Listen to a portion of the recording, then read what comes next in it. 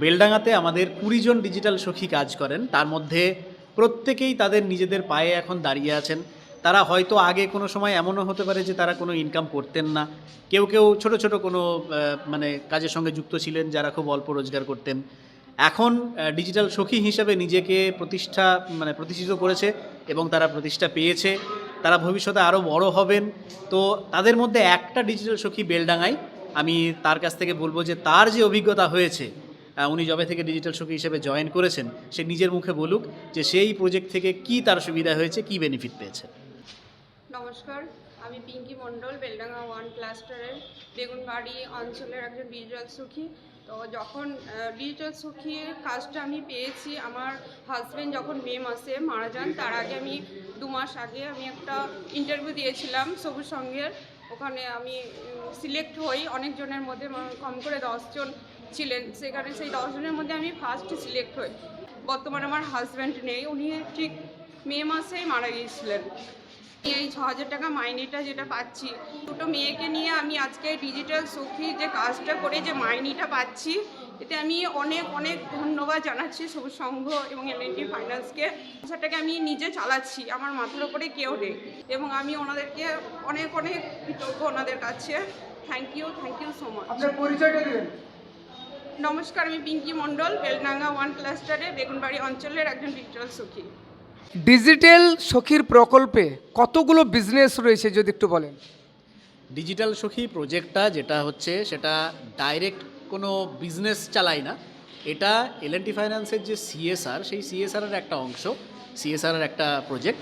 আর এই প্রজেক্টে মুর্শিদাবাদ ডিস্ট্রিক্টে আমরা 600 জন এরকম মহিলা আছেন যারা ছোট ছোট তারা ব্যবসা করছেন। তো এই 600 জন মহিলাই তার নিজের নিজের ব্যবসা নিয়েই কিন্তু এই প্রজেক্টে যুক্ত আছেন, এবং আমাদের কাজ হচ্ছে তাদেরকে এমনভাবে ট্রেনিং দেওয়া যাতে করে তাদের বিজনেসের এখন যা ইনকাম, সেই ইনকামটা যাতে 4 বছরে আর একটু বাড়ে এবং তারা সচ্ছলভাবে এবং তাদের সম্মানের সঙ্গে তাদের জীবনটাকে চালাতে পারে।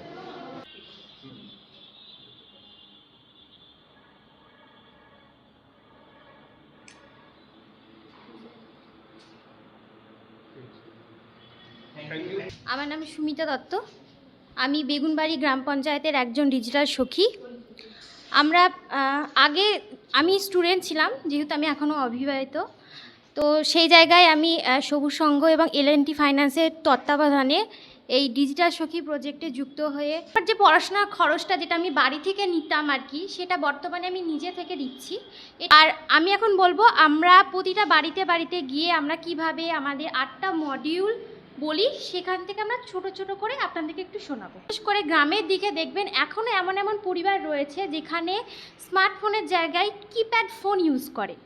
আচ্ছা, কিপ্যাড ফোন বলতে জানেন তো নিশ্চয়ই, সুইচ টেপা যে ফোনগুলো হয়। তো আমরা কি করি যে আমরা জানি যে আমরা একমাত্র আমাদের যে ডিজিটাল পেমেন্ট হয় বা যে ফোনপে, গুগল পে যেগুলো ব্যবহার করি, সেগুলো শুধু স্মার্টফোনের মাধ্যমে হয়, কিন্তু অ্যাকচুয়ালি সেটা নয়। আমরা কিন্তু ছোট ফিচার ফোনের মাধ্যমেও কিন্তু এই যে অনলাইন ট্রানজ্যাকশান সেটা করতে পারি। এইটা হচ্ছে সাধারণ মানুষের মধ্যে আমরা পৌঁছে দিই। সেকেন্ড আমাদের মডিউল হচ্ছে ডিজিটাল পেমেন্ট, যেটা বলছে। আচ্ছা, আমরা যে স্মার্টফোন হোক, ক্রেডিট কার্ড হোক বা ডেবিট কার্ডের মাধ্যমে যে অনলাইন টাকা আদান প্রদান করছি, সেটাকে ডিজিটাল পেমেন্ট বলছি। এর মধ্যে অনেক স্কিম রয়েছে, যেমন হচ্ছে আমাদের রুপে কার্ড সম্পর্কে অনেকের ধারণা আছে, আবার অনেকের নেই। রুপে কার্ড থেকে যে আমরা যে স্কিম পাই, সেটা কিন্তু অনেকের মধ্যে ধারণা নেই। তো সেই স্কিম সম্পর্কে তাদেরকে ধারণা দিই। তারপরে এই যে আমাদের ডিজিটাল পেমেন্ট করলে কি কি সুযোগ সুবিধা পাওয়া যায়, সে সম্পর্কে আমরা জানাই। আপনার লক্ষ্যের জন্য ফাইন্যান্সিয়াল পরিকল্পনা। আমাদের দেখবেন অনেকেরই তো লক্ষ্য থাকে যে আমরা ভবিষ্যতে, আমার যে বাড়িতে একটা মেয়ে হচ্ছে তার ভবিষ্যতে বিয়ে দিতে হবে, কিংবা আমার হয়তো কুড়ে ঘর আছে সেটাকে ঘরটা ঠিক করতে হবে। সেই রকমই আমরা পরিকল্পনাকে 3 ভাগে ভাগ করেছি আমাদের মডেল অনুযায়ী। একটা হচ্ছে স্বল্প মেয়াদি, একটা হচ্ছে মাঝারি মেয়াদি, এবং আরেকটা হচ্ছে দীর্ঘমেয়াদী। এই পরিকল্পনা সম্পর্কে তাদেরকে আমরা সচেতন করি। আচ্ছা, 4 নম্বর আমরা মডিউল হচ্ছে বর্তমান ফাইন্যান্সিয়াল অবস্থা। আচ্ছা, আমাদের কি হয় যে আমাদের বর্তমান যে আমাদের অর্থনৈতিক অবস্থাটা না বুঝলে পরবর্তী স্টেপে কিন্তু আমরা এগোতে পারি না। তার জন্য আমরা ওনাদেরকে বলি কোনো কিছু কাজ করার আগে নিজেদের যে বর্তমান অর্থনৈতিক অবস্থা, সেটাকে আগে ভালো করে দেখতে। আচ্ছা, আমাদের 5 নম্বর মডিউল রয়েছে আপনার সেভিংসের লক্ষ্য পূরণের দিকে পদক্ষেপ। আচ্ছা, আমরা দৈনন্দিন জীবনে দেখবেন অনেকের ফ্যামিলিতে আছে যারা দৈনন্দিন ইনকাম করে দৈনন্দিন কিন্তু খরচ করে ফেলে। তাতে কি হয় যে তাদের ভবিষ্যতে কিন্তু যে কোনো রোগ, বড় রোগ হোক বা বিয়ে থার ক্ষেত্রে কিন্তু অসুবিধা হয়। তার জন্য ওনাদেরকে আমরা বলি যে সেভিংস করতে। মানে আপনার যদি একদিনে 500 টাকা ইনকাম হয়, সেখান থেকে যদি আপনি 50 টাকা করে যদি ডেলি সরিয়ে রাখেন, একটা মাস গেলে কিন্তু বেশ মোটা টাকাই তখন জমে।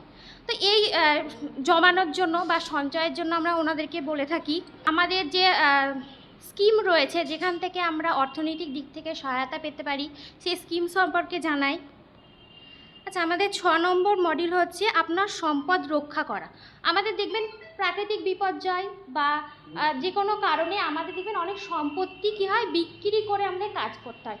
সেই সব সম্পত্তি আমরা যেন না বিক্রি করে আমাদের ভবিষ্যৎটাকে সুনিশ্চিত করতে পারি, সেই সম্পর্কে তাদেরকে আমরা জ্ঞান দিয়ে থাকি। আবার এই যে আমাদের সম্পদ রক্ষার জন্য যেমন হচ্ছে ফসলের ক্ষেত্রে দেখুন শস্য বিমা আছে, শস্য বিমা করাতে বলি যাতে বিপর্যয়ের ক্ষেত্রে যদি ফসল নষ্ট হয়ে যায় সেই ক্ষেত্রে শস্য বিমাটা করতে পারে। আর করে থাকি বা লোন নিয়ে থাকি, সেই সব লোনগুলো আমাদের ভালো কাজে ব্যবহার করতে হবে। তারপরে কিন্তু আমরা সেখান থেকে মানে আমার যে ধারটা করছি, এটা হয়তো কোনো কিছু শৌখিন জিনিস কেনার জন্য আমি সেটা ধার করছি, সেটাতে কি হচ্ছে যে আমাকে মাসে মাসে কিন্তু সুদ দিতেই হচ্ছে, কিন্তু পরবর্তীতে কিন্তু আমি সেখান থেকে কোনো ফিডব্যাক পাচ্ছি না। তো সেরকম যাতে না হয়, ধারটা যেন সঠিক জায়গায় লাগে সেই সম্পর্কে আমরা ধারণা দিই। আর কোন কোন স্কিমের সাথে যুক্ত হলে ওনাদের ব্যবসাটাকে আরও এগিয়ে নিয়ে যেতে পারে বা আর্থিক দিক থেকে সহায়তা পেতে পারে সেই সম্পর্কে আমরা ওনাদেরকে জানাই। এছাড়াও আমাদের রয়েছে ফ্রড সম্পর্কে, যেমন হচ্ছে ফোনের মাধ্যমে ওটিপির বলুন কিংবা এই যে ফোনপে, গুগল পের মাধ্যমে, কলের মাধ্যমে যে ফ্রডগুলো হচ্ছে সেইগুলো সম্পর্কে আমরা মানুষজনকে সচেতন করি। কিংবা আধার কার্ডের সাহায্যে দেখবেন এখন বেশিরভাগ মানুষই কিন্তু টাকা তোলে অনলাইন থেকে, সেখান থেকে কিন্তু টাকা চুরি হয়ে যাচ্ছে।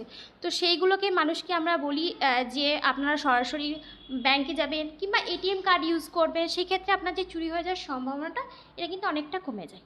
নমস্কার।